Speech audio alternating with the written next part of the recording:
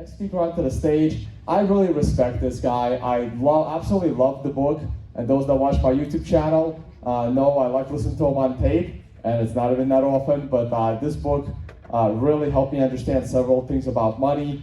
And please welcome Saifedean to the stage, and his book is right there in the store. He'll be happy to sign it for you after. All right, Saif, go right there. You're up. Thanks for coming back. Thank you for having me, Tone, and everybody from the organizers, and everybody who's here. Thank you so much for showing up and giving up on a wild night yesterday to wake up early today and be fresh to listen to me talk to you about the Bitcoin standard, only to get scammed and be given a talk about the Fiat Standard, which is basically, a cheap imitation, as you can imagine, but it's what you're stuck with for the rest of this talk. Basically, this is the topic of my next book. If you remember my first book, The Bitcoin Standard, if you'd read it, you might remember, the first 7 chapters don't even talk about Bitcoin. It's about monetary history. And, up until the 7th chapter, you could have written the book in, say, the year 2000. And then, instead of moving on to discussing Bitcoin, you moved on to discuss the Fiat Standard, how the Fiat Standard actually worked. So with the benefit of foresight, of knowing how an actually civilized, advanced monetary system like Bitcoin works, we look back at the barbaric Fiat Standard and try and explain it and understand it and study it to see how it works. Having written about Bitcoin, I tried to apply the same standard to thinking about the issues of money under the Fiat Standard. And so, effectively, you see that there is the, we came to the Fiat Standard from the gold standard, under which we had this monetary system that was, obviously here comes all the pro-gold stuff that Bitcoiners don't like, but I promise it won't be a lot. But essentially, the important thing was that because it was the hardest money, it was the one that was used, and it was being used by central banks all over the world, and all banks were using this one money that nobody controls, so it was international. And foreign exchange didn't exist. It was one international monetary standard for money. And governments in that world couldn't just print money. They had to earn it like everybody else. And so that meant if they ran out of money, if they spent their money on stupid nonsense, they faced serious consequences, and the consequences came up pretty early. And so after World War I, governments began to take over the monetary systems that were centralized in their central banks at that time. Of course, initially it was temporary, and like everything temporary by government, it takes at least 100 years to figure out how to disable it.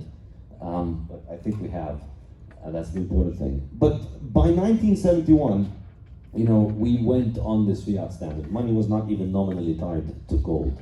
The value of money had nothing to do with the value of gold, supposedly. And so then we, it's complicated to discuss how this relationship happened, and really ultimately who cares about the drama behind the developers and the node runners of that monetary system, but how they arrived at what they do, whether it was the banks taking over the governments or governments running the central banks.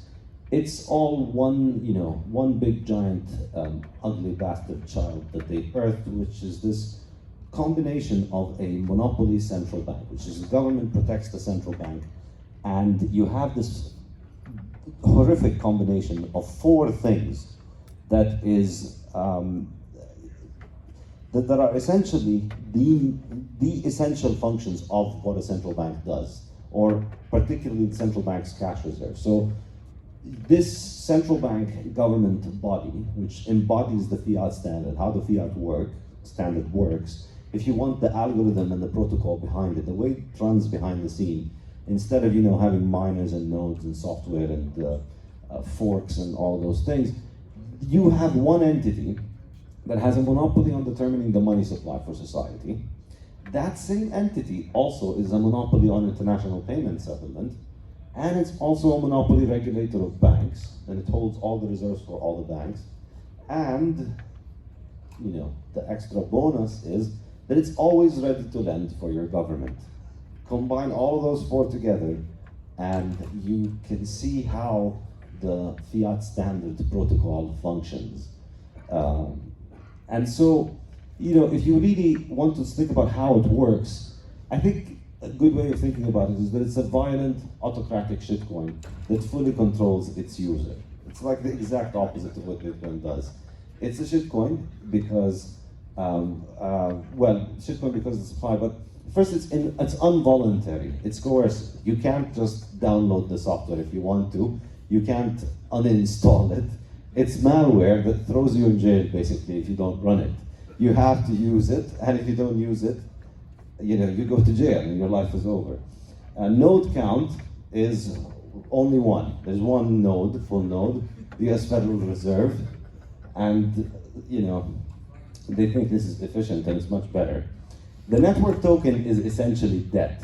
They use some kind of different nomenclatures in each different tribe with their own implementation. They have different colors and names, and they have pictures of their leaders and names of their gods on the papers. But really, what the actual token is debt.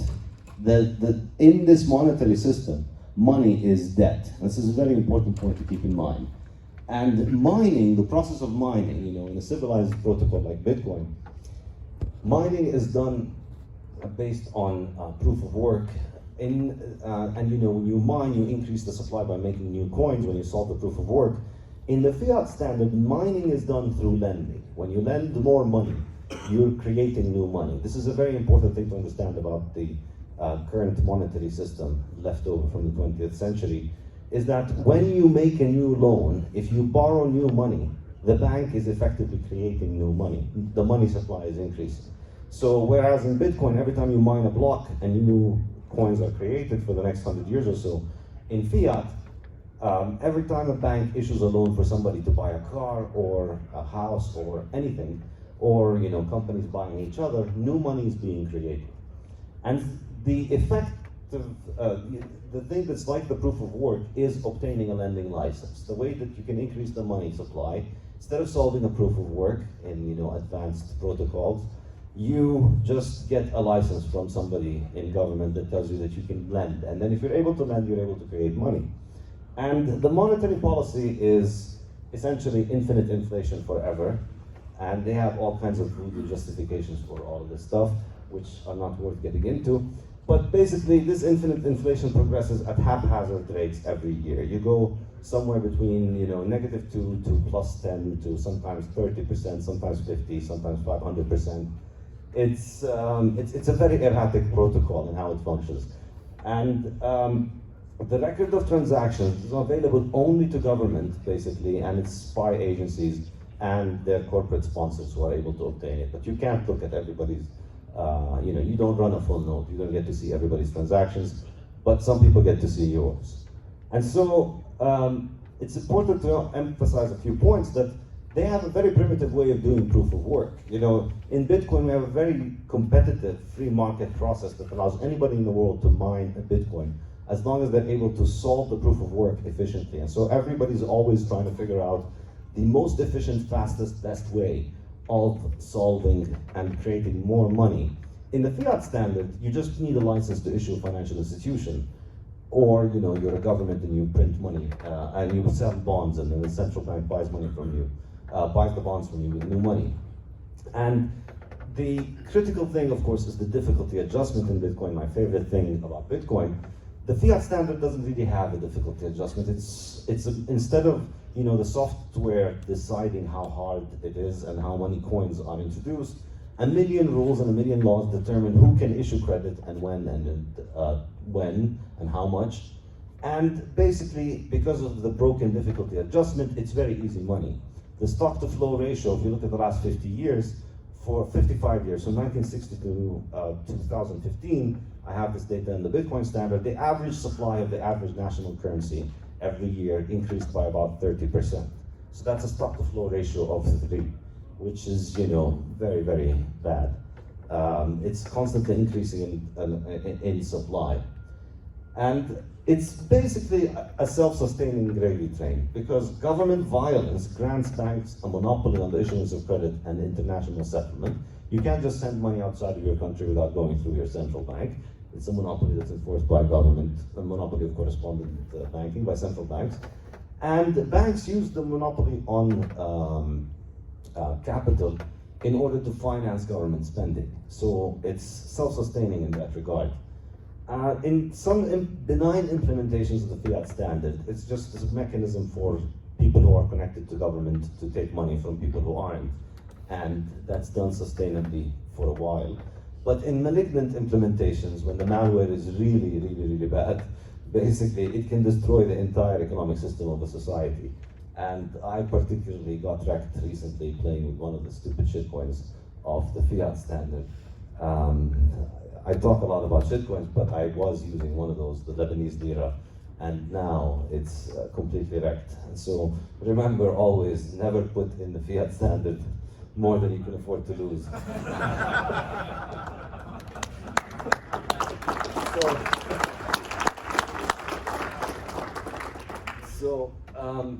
The underlying essentially technology behind the Fiat Standard is, as I said earlier, a monopoly on determining the money supply, payment settlements, regulation of banks and holding reserves, and then lending to government. Which means that the central bank's cash balance is used to back the local currency with hard currencies. Everywhere in the world, this mostly means dollars. In the US, the backing is gold. But you have other kinds of currencies that central banks have that they hold as assets. And they use this to settle international trade, and they use it to bank all bank deposits, and they use it to finance, to buy government bonds. So you buy, it's just such bad accounting if you really think about it. Why would you want all of those things to go from the same purse? Why would you want to combine all of those things in the same thing? For me, it's like if you had a house, somebody spoke you into somehow combining the sewage system with the freshwater system on the fact that, hey, that way, you can save on piping. And it's obviously not very workable, and if you try to make it work, you're going to end up paying a lot of money on filtering the water, which is really just very bad design. And so when you try and make the Fiat Standard work with those rules, it ends up just being a very extremely expensive and stupid way of running a stupid implementation of the gold standard. And really, just run it on the gold standard, it's much better. But, obviously, they haven't stopped trying to make it work. The use of this means that effectively, if you have all of that money, all of that stash used for the same thing, means that all of your savings and deposits and international trade and remittances have to go through an entity that is a monopoly and that also is tasked with lending to government. What could possibly go wrong? Everyone's money is in the same pot as the government, and there's no alternative. You can't take your money anywhere else. As long as if you want to save or trade or send money internationally, you have to go through this monopoly. So what could possibly go wrong? A lot. Well, the first thing is the universalization of debt. It's just everybody in the world is now in debt. Everybody and everything is indebted because I think the best way to understand that is that because debt is money, the Fiat Standard incentivizes the creation of money in the same way that the gold standard incentivizes the mining of gold, and the Bitcoin, the use of Bitcoin as money incentivizes the mining of Bitcoin. Debt issuance is the way that you create money in the Fiat Standard. And you can read more about this in Fiat economic books about how the money is created, but it's undoubtedly true that you make money every time new debt is created, new money is created in the Fiat Standard. And so it's like the process of mining. And once you think about it this way, it makes sense why everybody gets into debt. And it makes sense why debt really is sound financial planning for most people. As a business, it makes sense for most businesses to get into debt. It makes sense for most individuals to get into debt because you're allowing somebody else to print a lot of money, and so that person benefits from putting you in debt. And so it ends up being, more profitable for you to engage in that, usually, than buying cash up front, because that's just ultimately what it is. You're tapping into the process of the creation of money. And so, effectively,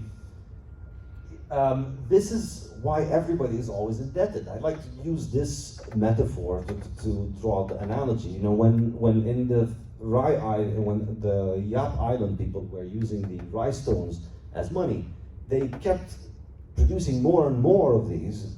Eventually, you know, they had very large amounts of rocks sitting there in the middle of the town square that they were using as money. And it's inevitable that with any kind of money, people are going to always do everything they can to produce more of it. And the reason that gold ends up being so superior as a monetary standard is because it's becomes so hard to make new gold, and it becomes so uncertain and so toxic and dangerous that most people just give up. And instead of making gold through digging for it, they just go and decide to work for society in order to make money through working. So in an easy money like the rye stone, they start making money more and more by producing more and more money, and so you're over-investing in the creation of money. In our Fiat Standard systems, a similarly primitive monetary system with very unworkable difficulty adjustment, we're overproducing debt. If you look at the world since 1950, particularly since the 1970s, you look at how much debt has just been going up, and this is debt as a percent of GDP. So it's not just that debt is increasing, debt is increasing on top of the increase in the productivity and economic production. So the more we produce, the more debt we get into. And this is familiar also on the individual level. The more money you make, the more debt you can get into. You know, the more successful a company is, the more debt it takes on, and so on. Because this system incentivizes the creation of debt, as I was saying. And so we see this, if you look at the modern financial system, you see this in how everything is becoming a financial institution in the modern economy, because everything engages in interest rate arbitrage. Because if you're a big company that is able to borrow at a low interest rate, you're able to create a lot of money by lending to people at a higher interest rate. So that's massively profitable. And that's why retailers and banks and software companies and all kinds of people do all kinds of silly nonsense as long as they're able to get as long as they're able to get good credit, basically. And so, you know, my favorite example is IBM. You look at a company like IBM, it has so much money, and it gets such low interest rates, and it invests enormous amounts of money in blockchain and AI nonsense that anybody who's looked at, who knows anything about that stuff, knows that, you know, they're not doing anything with their blockchain. I guarantee you, they don't have a single blockchain that works for anything.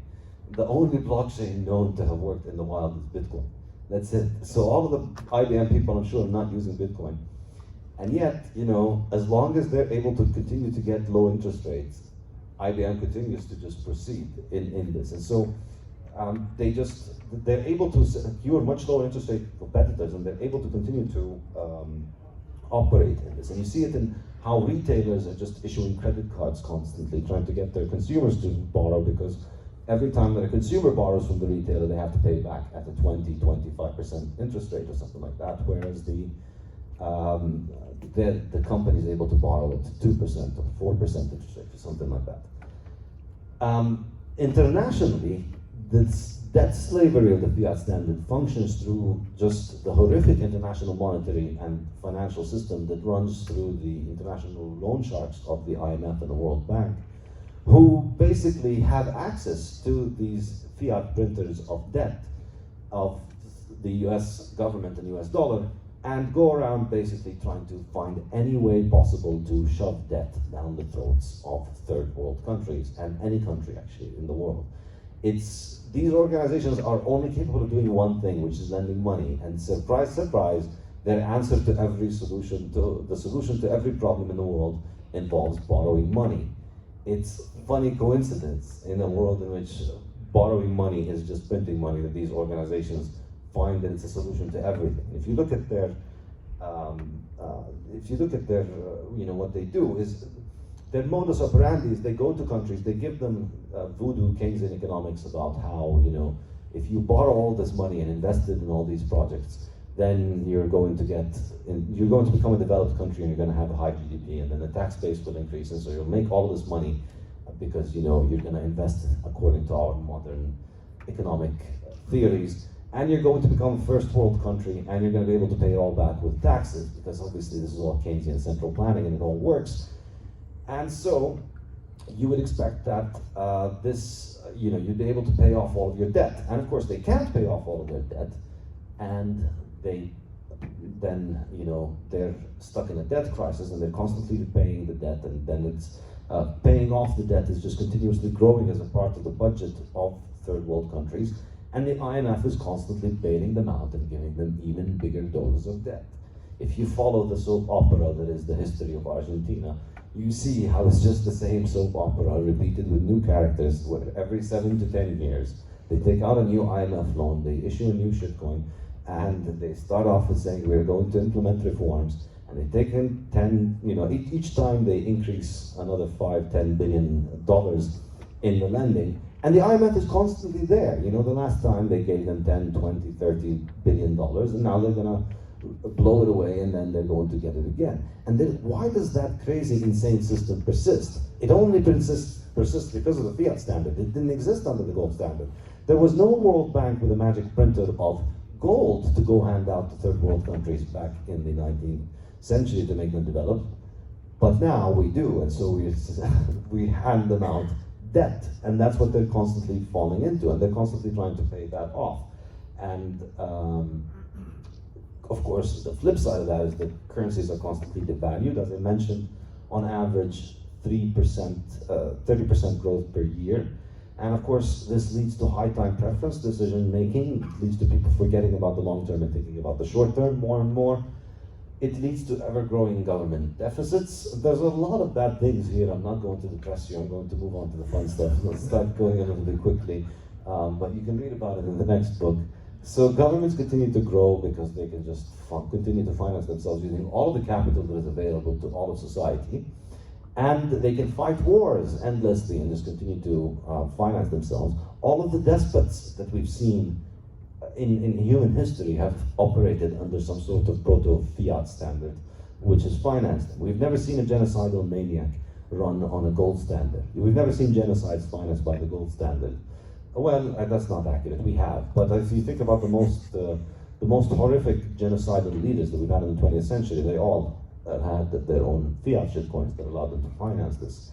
And then, of course, hyperinflation, which is very common in the 20th century, and then capital destruction and flight, people who take their money out of countries, and so all these third world countries with these horrific monetary systems are constantly losing all of their capital, and they have balance of payment and trade problems. All of this and more depressing stuff you can read about in more detail in the book, in the Fiat Standard.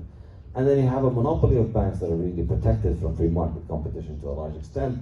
And then finally, of course, the most important one is just the kleptocracy that it turns politics into. Because if you are a president, if you run a country in this kind of situation, you don't have a pot of gold to manage. And if you mismanage it, you run out of gold, and then local enemies or foreign enemies would kill you, and then they will take over your property, and you won't be king, and it will be over. It doesn't work this way. You have everybody's money, and the more you spend of it, the more you are able to strengthen your position in power at the expense of your people. And so politics goes from who can run the public purse best because they have a hard money, into who can pillage the public purse best because they have a magic printer that allows them to continue to make money by issuing more and more government debt. And of course, the IMF and the World Bank are the big enablers of this kind of responsibility worldwide by constantly shoving billions of dollars down to everybody who practices it. If you really think about it, the three drivers of economic growth or any kind of improvement in material life ultimately have to be capital accumulation, trade, and technological advancement. And the Fiat Standard massively disrupts these by disrupting international trade, disrupting capital accumulation, and disrupting people's ability to engage in long-term planning and long-term investment because of all the uncertainty that is involved in it. And really, ultimately, I think what the development industry keeps saying about these poor countries need loan and aid is very self-serving, because it's self-serving for the perpetuation of the development industry. But if you actually think about what is good for the sorry, if you think about what is good for the poor countries themselves, they don't need more money in the hands of central planners in the central government. They don't need more loans, they don't need more aid, they don't need more debt.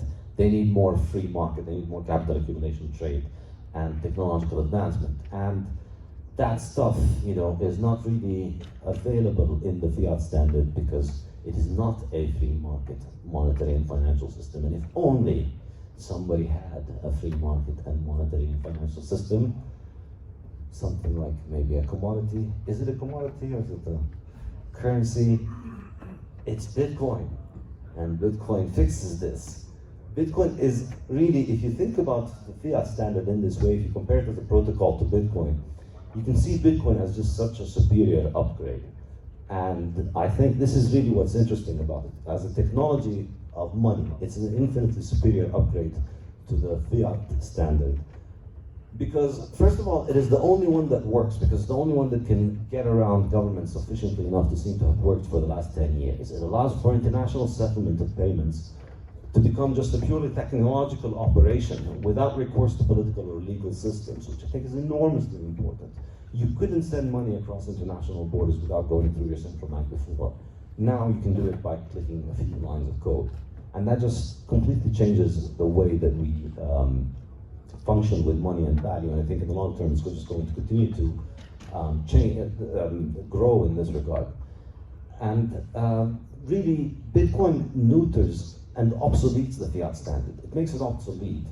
And it's really, if you think about it, this is in a sense like the glass beads versus the gold coins. The monetary competition applies in this case, and Bitcoin is not gold. They can't just lock it up and ban it very easily. It's much harder. And so Bitcoin is a process of monetizing a hard asset whose supply is fixed. Whereas fiat monetizes debt, which is an easy asset. We can always make more debt. We can always find excuses for borrowing more. And we always have an increase in the quantity of debt. So it's much easier to make more debt than it is to make more Bitcoin. So this is again glass beads versus gold coins. The more Bitcoin's value increases, the higher the value of the hard money economy becomes. And effectively we're seeing two economies coexisting, but one has a hard asset and one has an easy asset at its back. And so who will win? Let's find out. The interesting thing is if Bitcoin continues to grow, now of course it's a big if, there are no promises, this is not investment advice, and this is just irresponsible speculation. This is Las Vegas, we'll do all kinds of irresponsible things, so take it with a big bucket of salt. But if Bitcoin continues to do what it does for the next 50 years, think about it. The more Bitcoin is monetized, the less debt is monetized. In effect, the more debt is paid off, the more people pay off debt and don't take on more debt, then the smaller the value of the fiat economy. Effectively, instead of monetizing debt and everybody running around to monetize debt, Bitcoin allows us a technological way out in which we monetize a hard asset instead of it. And so the growth in value, the growth in money supply is limited under Bitcoin, which means that if you think about it, if Bitcoin's value continues to increase more and more, then the people who hold Bitcoin, the value of Bitcoin increases more and more for them. And then the value of the part of their financial portfolio that is in the Bitcoin hard money economy increases compared to the USD Fiat Standard part of their portfolio. They become more and more likely to pay off their debts. Now, currently, this is a very small number of people around the world who are into Bitcoin. But if you project this continuing again for another 50 years, and number continues to go up, and the value of Bitcoin continues to increase, and the number of people who hold Bitcoin and witness appreciation in its value continues to increase, big if, but assuming the next 50 years are going to be, say, 1%, are going to witness as much, 1% as much growth as the previous 10 on average. Let's say the average of the previous 10 is we're not going to match it over the next 50, we're going to get 1% of it. even with these kinds of projections, the increase in the value of the Bitcoin economy will continue to accelerate more and more and more, and the number of people who are able to pay off their debts increase. And so individuals and businesses might move from a debt-based financial paradigm and financial accounting paradigm to a hard asset-based financial paradigm. And you can see this happening to old-time hodlers. If you've been around Bitcoin, it begins to happen to you slowly as Bitcoin's value increases as a part of your portfolio, and then to a point where you don't need to, if it increases to a point where you can pay off your debts, and this becomes very common, what we're doing is we're reducing the creation of debt. And so effectively, we're unwinding the fiat standard. It's the neat technological solution that allows us to get rid of this giant cancer by basically just unplugging the increase and allowing it to just become less and less significant as more and more of the real economic activity moves to a hard money standard. And so this is contrary to a vision in which Bitcoin causes hyperinflation. It would be the opposite.